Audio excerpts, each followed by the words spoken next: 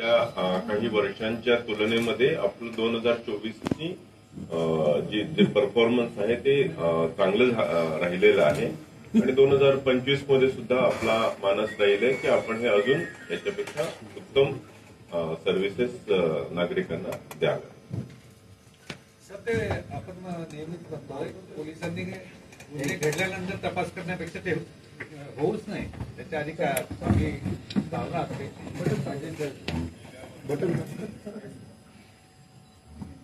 परंतु आपण पाहिलं की आता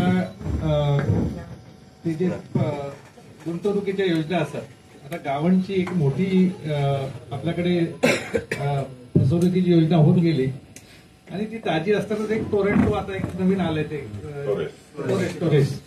तर एवढे अनुभव असतात नाही आणि गेले काही महिने तो आपल्याकडे असतात नाही, आपण त्याची प्रिव्हेंटेशन बाबतीत कमी नाही पडत. ऍक्च्युली आपण असे अनेक गुन्हे आपण FIUचं युनिट स्थापन केलंय. गावांची केस झाल्यानंतर शासनाने जो आदेश दिला होता त्याप्रमाणे आपण नवी मुंबईमध्ये सर्वात प्रथम प्रायोगिक स्तरावर तो FIUचा युनिट स्थापन केलं होतं आणि आपल्या FIUने बरेच असे प्रिव्हेंटिव्ह मेजर्स ऑलरेडी घेतलेले आहेत आणि असे होऊ घातलेले स्कॅम्स ते प्रिव्हेंट सुद्धा केलेले आहेत.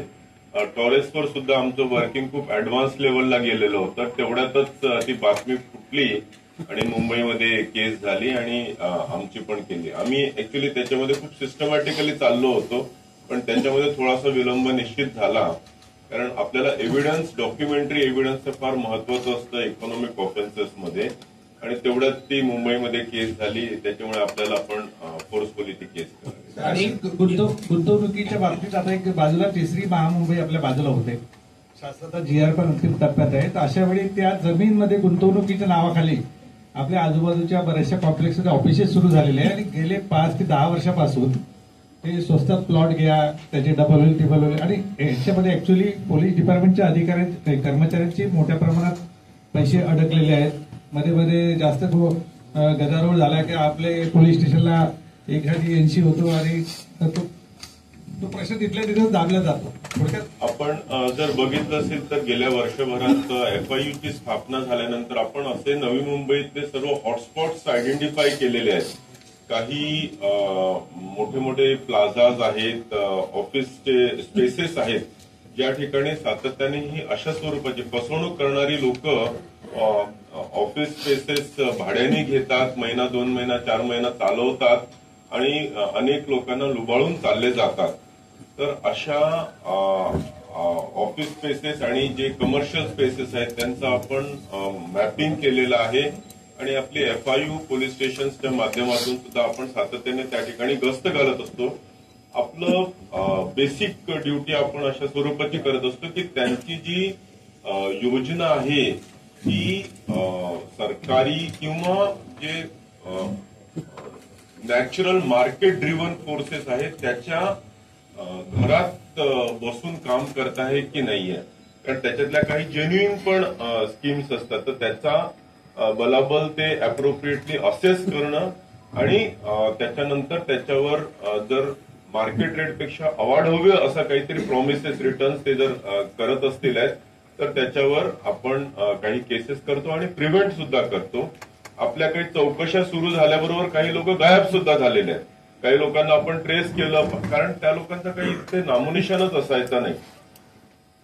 तर ही एक सातत्यपूर्ण प्रोसेस आहे आणि आपण जर अवेअरनेसचे प्रोग्राम जर बघितले असतील तर आपला विषय तोच आहे की लोकांनी मुळात फसू नये ह्याकरताच आपण मोठ्या प्रमाणात अवेअरनेसचे उपक्रम सुद्धा घेतलेले आहेत. कारण लोक अनफॉर्च्युनेटली बळी पडतात, कोणीतरी जास्त रेट ऑफ रिटर्न प्रॉमिस करतं त्याला. तर आमचं नागरिकांना सुद्धा सातत्याने हीच अपील असते की मार्केट रेटपेक्षा खूप जास्त जर कोणी प्रॉमिस करत असेल कुठल्याही कारणास्तव तर कृपया करून त्याला बळी पडू नका.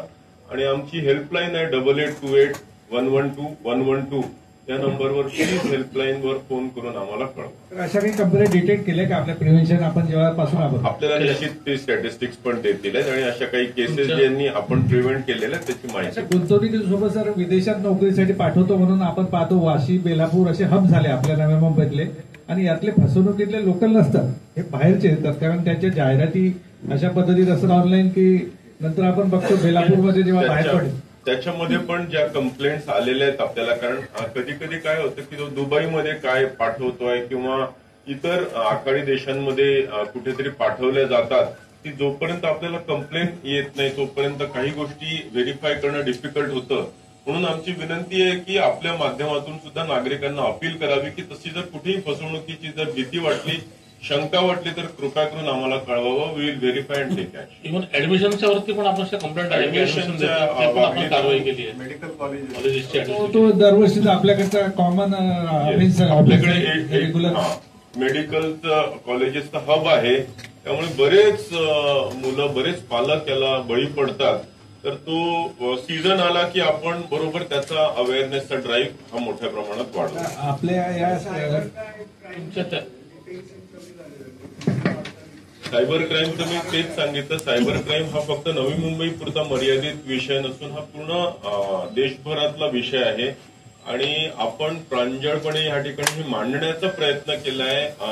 आपल्या पत्रकार बंधू भगिनींना सुद्धा आपण ह्या माध्यमातूनच या गोष्टी सांगण्याचा प्रयत्न करतोय आणि आपल्या मार्फतीने नागरिकांना सुद्धा आम्ही अवेअर करण्याचा प्रयत्न करतोय की ह्याचं प्रमाण खूप वाढलेलं आहे. त्यामुळे हे बळी न पडता त्याच्या संदर्भातले अवेअरनेस व्हिडिओज आम्ही मल्टिपल सोशल मीडियाचे चॅनेल्स जे आहेत या मार्फतीने जास्तीत जास्त नागरिकांपर्यंत पोहोचण्याचा प्रयत्न करतोय.